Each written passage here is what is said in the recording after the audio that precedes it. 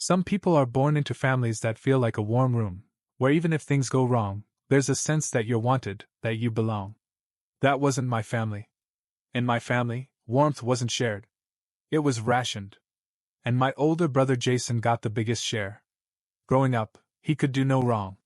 The golden child, the chosen one, the trophy son. He had the looks, the charm, the grades, and the athletic trophies. Every parent-teacher conference was a celebration of his perfection. Every family gathering was a low-key press release for his next achievement. Me? I was the shadow in the corner. The backup. The kid they remembered to feed, but not to praise. My earliest memories of family dinners were like sitting through a live broadcast of the Jason Show. My parents would ask about his classes, his games, and his college plans. He'd speak with that polished confidence that people mistake for maturity. Then they'd glance at me and say something like, "And how are things with you, Elliot?" before turning back to him before I could even answer. It wasn't that they hated me. They just forgot I existed when he was in the room. By the time we were in our 20s, Jason was already on his second company and his first marriage, a Pinterest-perfect wedding with his college sweetheart, Rachel. I still remember the seating chart. I wasn't at the family table. I sat at a side table with kids and plus ones. He gave a speech that night, thanking everyone who supported him. My name wasn't mentioned. I wasn't surprised. I didn't follow a straight path. I drifted through college, switched majors, took time off, and worked jobs that made my parents uncomfortable when they had to explain them to other people. "He's figuring things out," my mom would say, like I was a mistake that still might erase itself if given enough time. Eventually, I landed on graphic design. Built up clients, got consistent. I didn't make millions, but I paid my bills and found a rhythm that felt like mine. Jason called it a freelance phase. He said it in front of a crowd once. At a birthday party. A small laugh followed. Like I was a child playing with finger paints while he built empires. Years passed. Melanie, our sister, got married. Troy, her husband, is quiet and kind, the kind of guy who notices when you've had a bad day and doesn't make a show of it. We bonded in the corners of family functions, where all the unchosen people end up. I kept my distance from the big gatherings. I wasn't angry. Just tired. You get to a point where showing up feels like volunteering to be invisible. But that didn't mean I was completely gone. I still called Mom. Still sent birthday gifts. Still came for Thanksgiving, even if I left with a headache and the strange ache of having been in a room full of people who didn't look at me. And then, out of nowhere, came the moment that shattered the little neutrality I'd carved out. Jason hired a private investigator. To follow me. To dig into my life. To prove to my parents that I was a fraud. That my business wasn't real. That I was secretly unemployed, failing, pathetic, and lying to everyone about it. Why? Because he couldn't stand that for once, people had started to notice me. 6 months before that, my name had come up in a local publication. A client mentioned me in an interview, calling me an essential part of our brand's visual identity. It wasn't a huge spotlight, but it got passed around in the family group chat. Mom forwarded it. Said, "Look at Elliot!"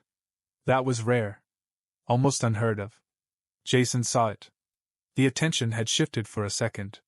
And instead of clapping, he got suspicious. I didn't find out right away. It started with weird moments. Clients mention odd calls or emails.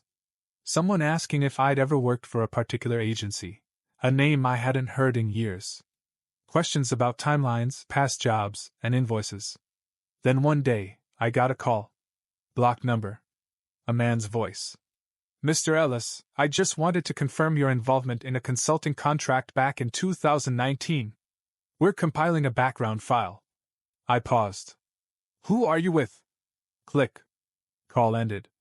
That was the first real sign that someone was investigating me. I didn't know who. Not yet. But I had a feeling.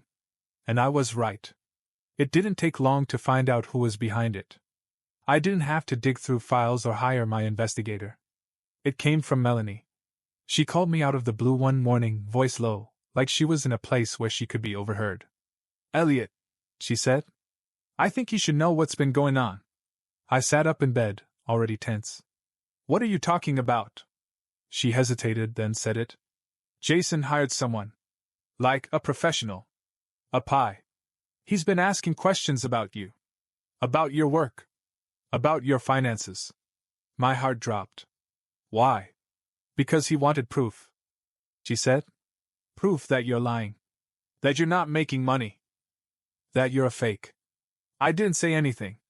I couldn't. Because what do you even do with that? What do you say when your own brother is so obsessed with being the golden child that he's willing to pay someone to prove your life is a lie? Melanie went on. She'd overheard him talking to Rachel, his wife, about it. The article that mentioned me set something off. Mom forwarded it. Melanie said. She was proud. Like actually proud of you. And Jason lost his mind. Said you were probably exaggerating.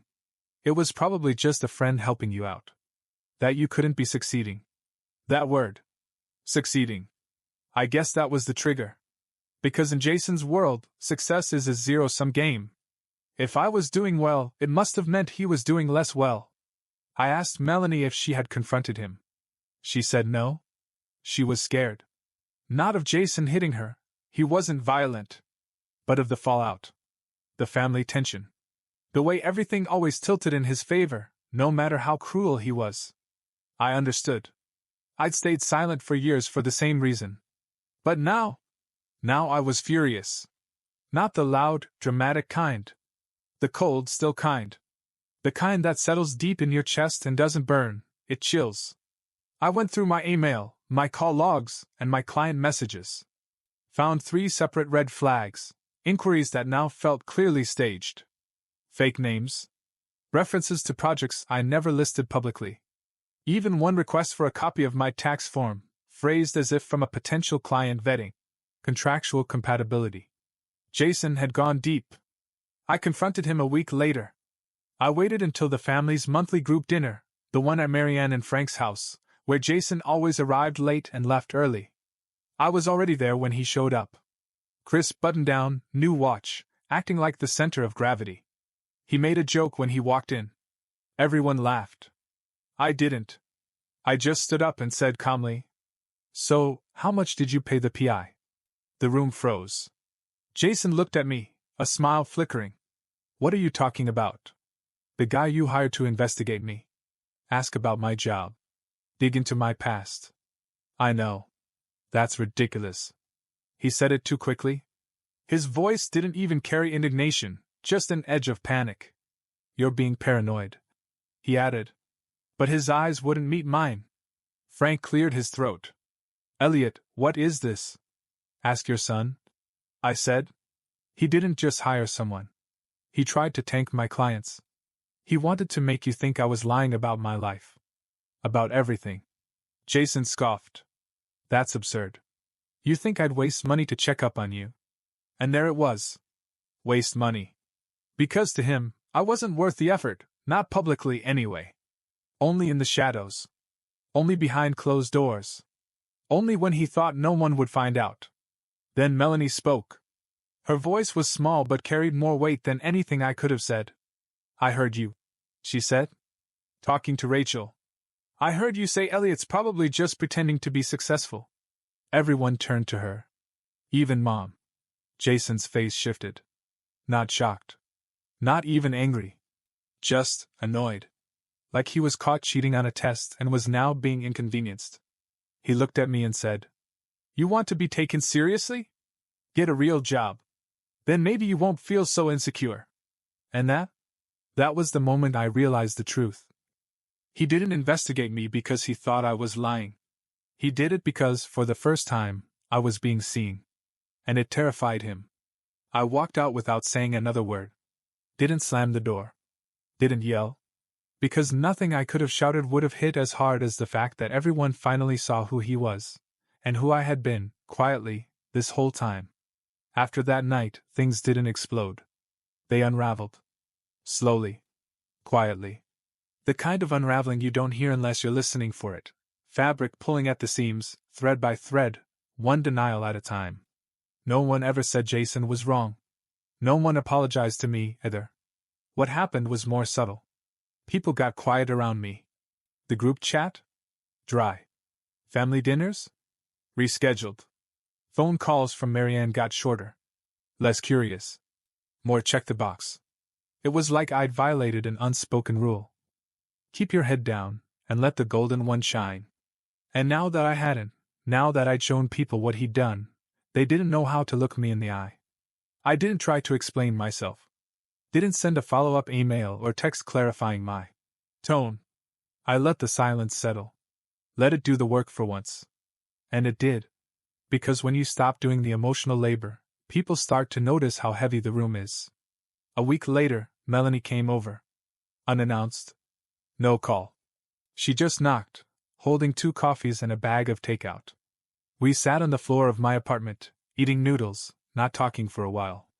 Then she said, "He's acting like none of it happened." "Of course he is. He's saying you made a scene. That you overreacted. Also expected." She looked up at me. "I'm sorry I didn't say something sooner." That cracked something in me. Not in a painful way. Just a release. Like a door quietly swinging open. "You did what you could," I said. "You said it when it mattered." And she had. She'd spoken when no one else would. That made her the exception. What followed was quieter, but more permanent. I stopped showing up to the monthly dinners. Didn't make a big deal of it. Just didn't go. When Marianne called to ask why, I told her the truth. Because I don't want to sit in a room where I have to pretend everything's fine when it's not. She said I was being dramatic. That family was family, and we needed to move on. I told her I had. That was the end of the conversation. A few clients of mine, the ones Jason's PI had tried to contact, reached back out.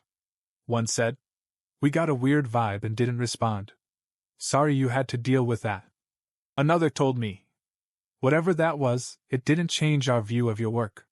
That gave me more peace than I expected. Not because I needed validation, but because for once, the truth had stayed intact. Jason tried to dismantle my reputation. And failed. Because the thing about quietly building something real? It holds. Even when someone tries to dig it up. I started going to therapy again. I hadn't been in a few years, but it felt like time. Dr. Bennett didn't flinch when I told him what happened. He just leaned forward and said, "You're not angry because of this one incident. You're angry because it confirmed what you've always known, that your family doesn't see you unless you're performing. And even then, only if it doesn't threaten the lead actor." Nailed it in one.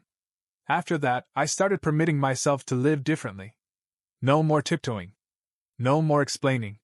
I raised my rates. Said no to a few clients who drained me. Took on a project I'd been too scared to pitch for months. Not to prove anything. Just because I could.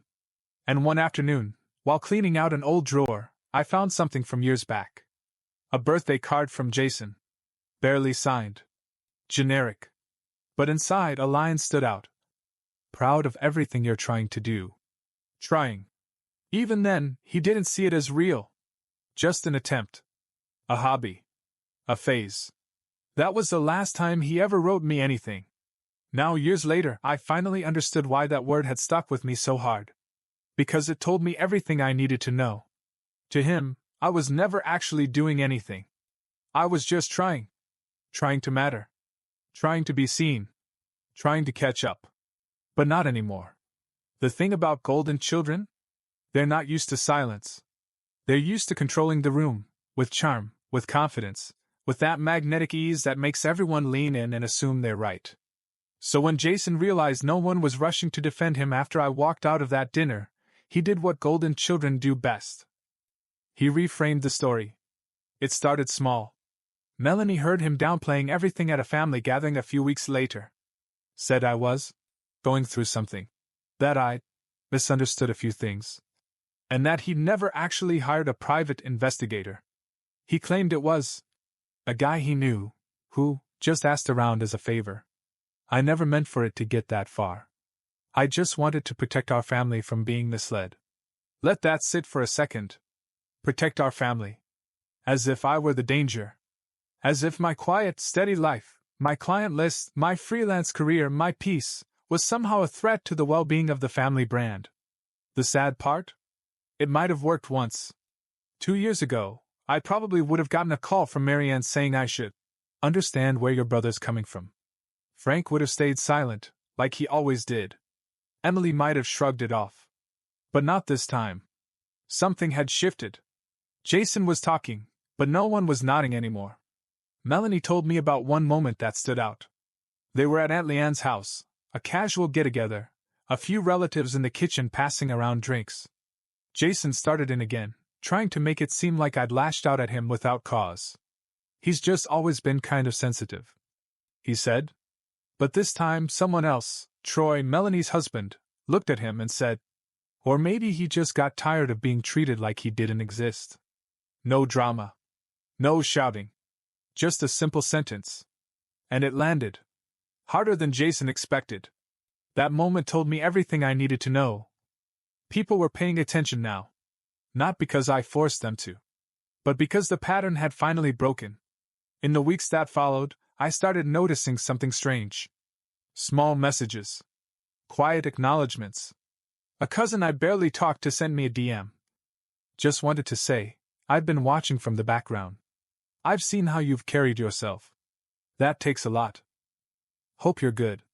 Aunt Leanne herself sent a message on Instagram, just a photo of a print I'd designed, framed in her office. No caption. No follow-up. But I knew what it meant. Jason wasn't used to this version of me. Not confrontational. Not loud. Just solid. Unbothered. Out of reach.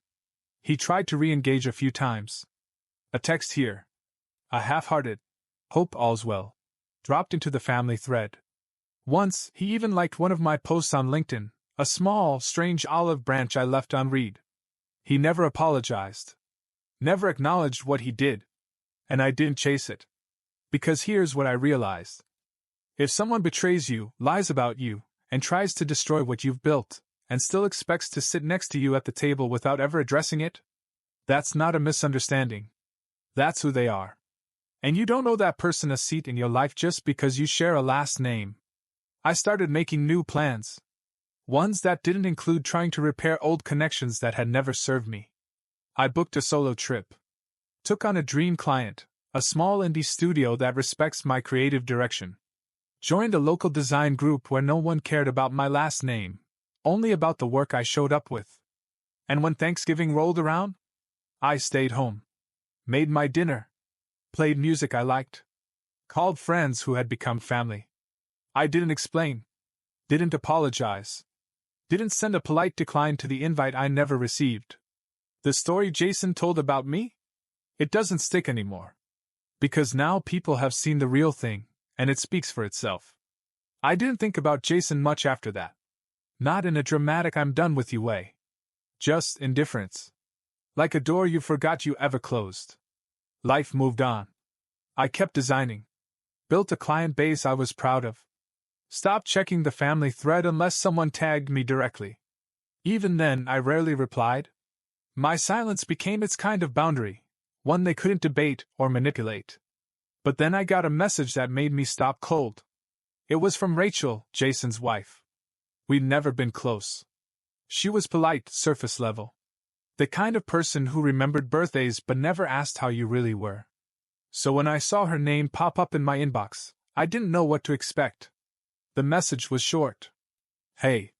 I know I don't have the right to ask for your time. But if you're willing to read this, I just wanted to say something I probably should have said a long time ago. I stared at it. Took a breath.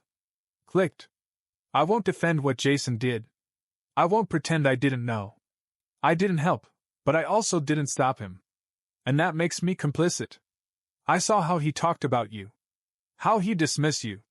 And I never pushed back because it was easier not to. But I watched it all. The comments. The shade. The way he twisted things to stay on top. And I saw you shrink year after year, until you barely said anything at all. I didn't understand the weight of that until you finally spoke up, and didn't come back. You don't owe me a response. But you deserved someone to say it out loud. You were never the problem. You were the only honest one in the room. I read it twice. Then I sat back in my chair and just existed for a minute.